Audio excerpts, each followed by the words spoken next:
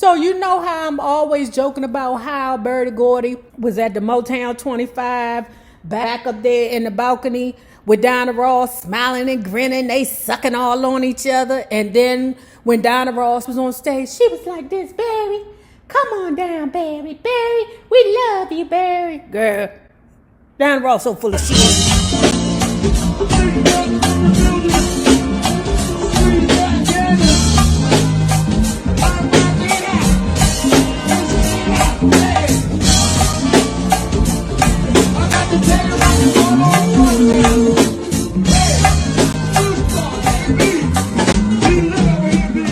Joseph Jackson is known among his friends and associates as a man to overextend himself by investing in unsteady business ventures outside of the careers of his children.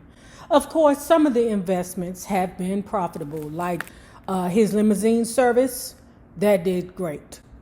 I know you like, what is a limousine service, child? It's like a luxury Uber. And then he had other ventures that didn't do well. By the beginning of 1981, however, Joseph was having financial problems to warrant his wanting to sell the Encino estate.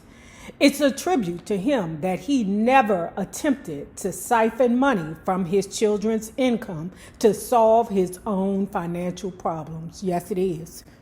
Because you know them daggone Leos, they will steal and kill. If they set out stealing and it go wrong, they don't mind pulling out the blicker to kill your ass. Oh, this robbery ain't going well. This ain't what I intended it to be. Okay, we might have to kill these motherfuckers. And listen, don't take this astrology stuff to heart, y'all. Y'all so funny. It's like y'all will absorb everything positive I say about your zodiac sign. But when I say some stuff that hits home or hurt your feelings, you just want to throw buckets at my ass. I'm like, come on now. I'm not saying all you Leos are thieves. What I am saying is that you got propensity to run a skimminy. All right? Okay. I'd say we were among a fortunate few artists who walked away from a childhood in the business with anything substantial. Money, real estate, other investments, Michael would say. My father set all these things up for us. To this day, I'm thankful he didn't try to take all of our money for himself the way so many parents of child stars have, like the Gary Coleman. Imagine stealing from your own child. My father never did anything like that. Joseph may have been a lot of things, but he wasn't a thief.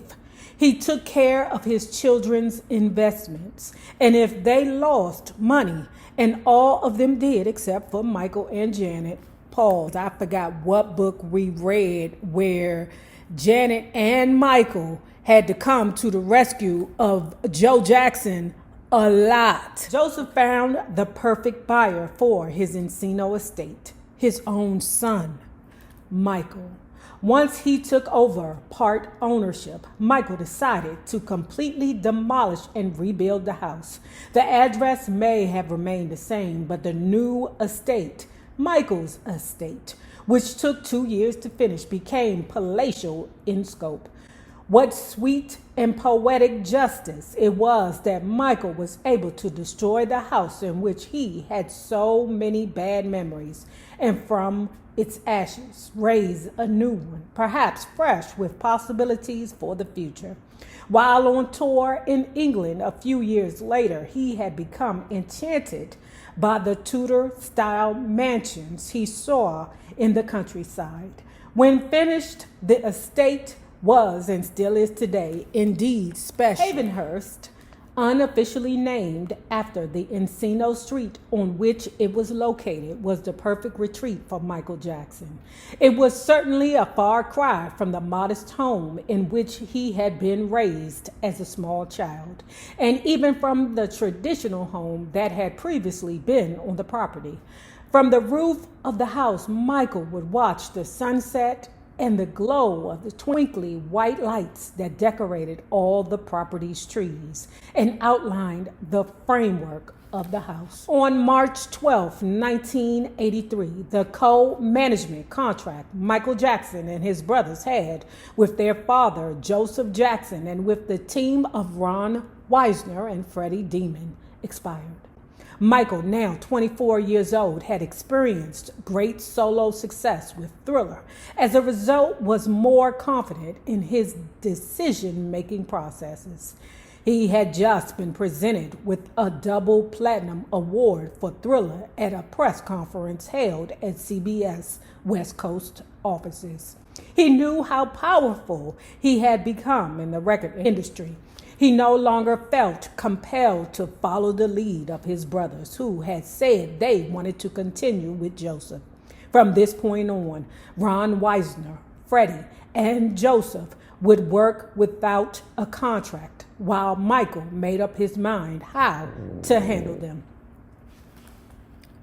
You ain't like that, baby? Certainly, if Joseph wanted to continue managing Michael's career, he was not scoring any points by mistreating Catherine. Michael had witnessed a great deal of domestic heartbreak in recent years and found it impossible to separate the man he held responsible for it from the one who managed him. In March the same month, Michael had a #1 hit with Billie Jean. Suzanne DePaz was in the final stages of mounting an NBC Special 25 called Motown 25. Yesterday, today, and forever to celebrate Motown's 25th anniversary. Suzanne, president of Motown Productions at this time, and Berry Gordy's respected right-hand woman, expected all of the former Motown stars, some of whom had left the company acrimoniously, to reunite for this one evening to pay tribute to 54-year-old Berry and acknowledge his impact on their lives and careers. Oh, okay, hold on.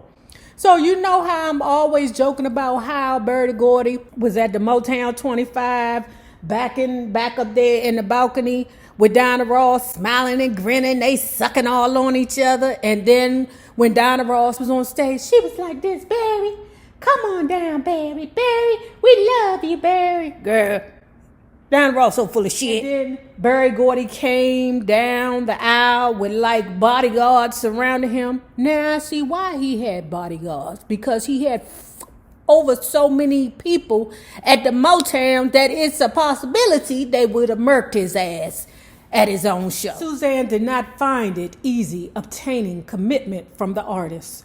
For instance, it had been her idea to reunite Diana Ross and the Supremes 13 years after the group disbanded. But Diana, now an RCA recording artist, hadn't seen Berry since she left Motown, wasn't sure how she felt about him, and decided not to cooperate. Her decision put a proposed Supremes reunion segment in jeopardy. It was decided that there would instead be a reunion of Michael Jackson and the Jackson 5, including Brother Jermaine, who had not performed with the group since 1975. All of the brothers agreed that it would be an excellent idea to have a reunion for Motown 25.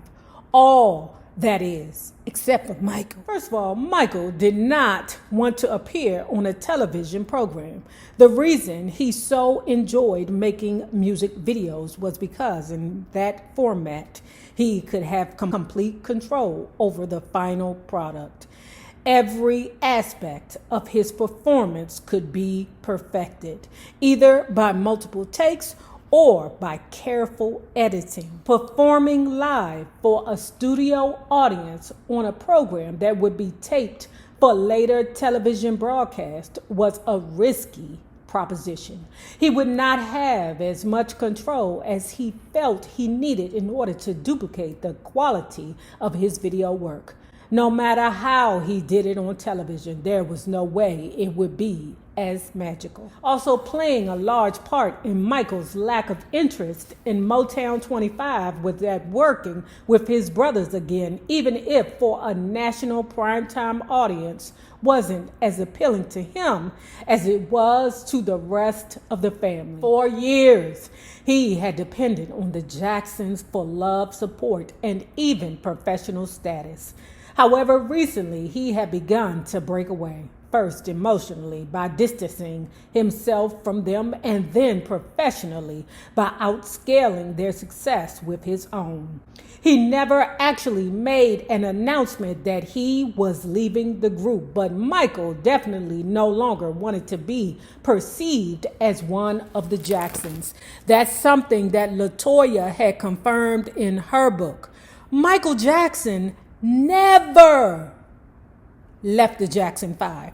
Never. He had always been a part of the Jacksons. He never officially said, I'm gone. But that goddamn Jermaine Jackson did. Who the hell is you, Jermaine? A Sagittarius? Beyond that, Michael had ambivalent feelings about Barry. He hadn't forgotten the meeting they had had in 1975. Barry had promised that he would do nothing to hurt the Jackson family. Wow, I forgot completely about that part. He's a Sagittarius. You can't trust that ninja. Ooh, I'm telling you, them fire signs, ooh, they will romanticize the fuck out of you.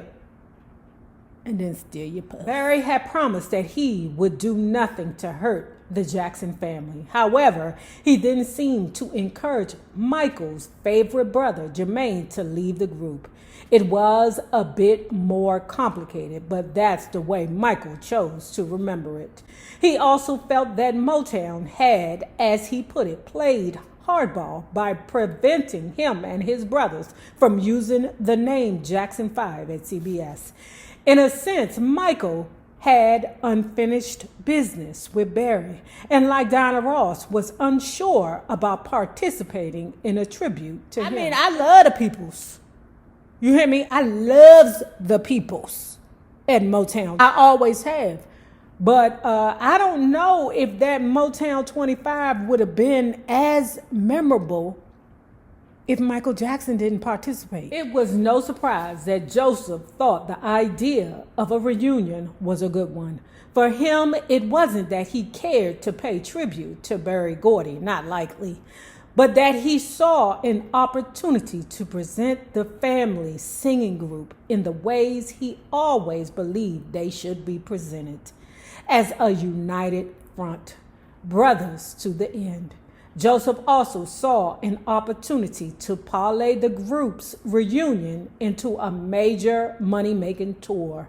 The idea was sure to make Michael shudder. However, Joseph was considering it just the same.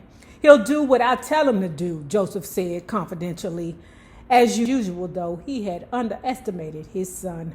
Disregarding Joseph's wishes, Michael discussed the matter with his other managers, Ron Weisner and Freddie Demon, and also his attorney, John Branca. He then decided that he wasn't going to appear on the program. Barry was fairly blasé about the reluctance of some former Motown stars to pay homage to him.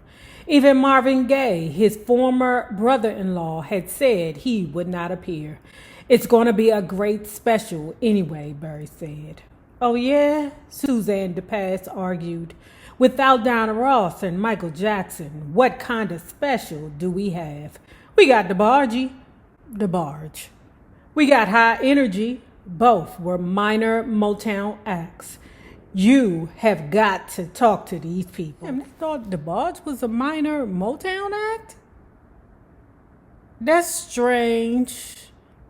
I don't agree with that, but okay. Barry telephoned Diana. After their discussion, she agreed that she would appear on the program. Marvin Gaye eventually made the same commitment.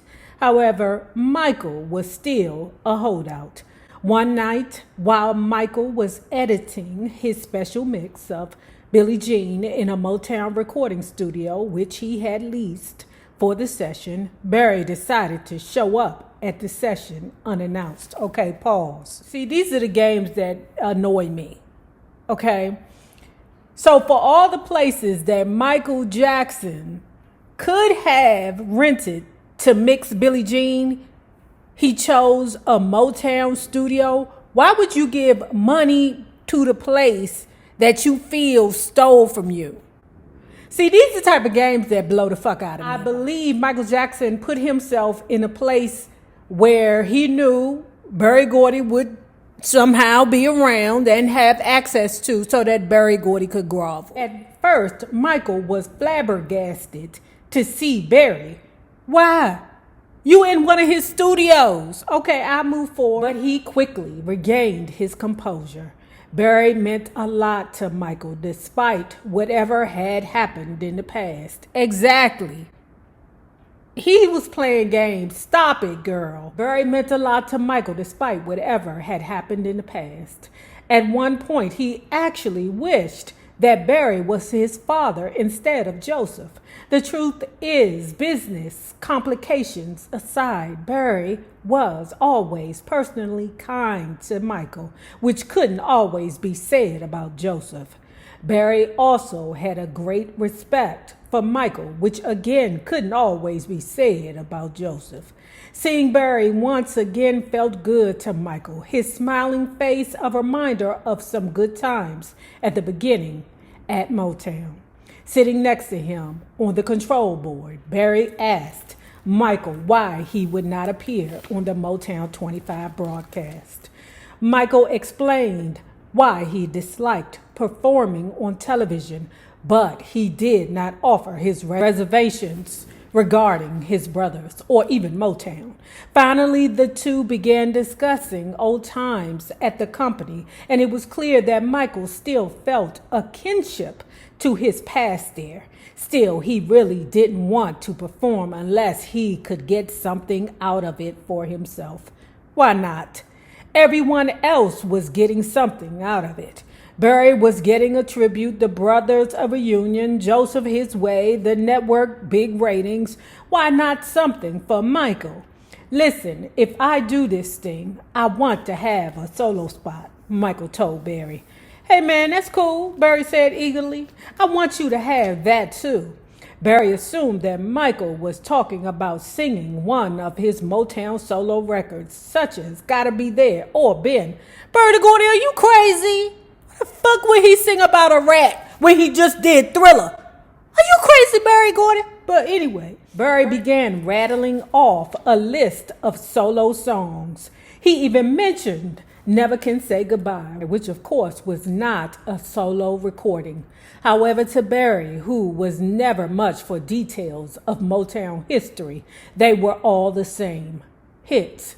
Michael shook his head. No, Berry, he said firmly. I want to do Billie Jean.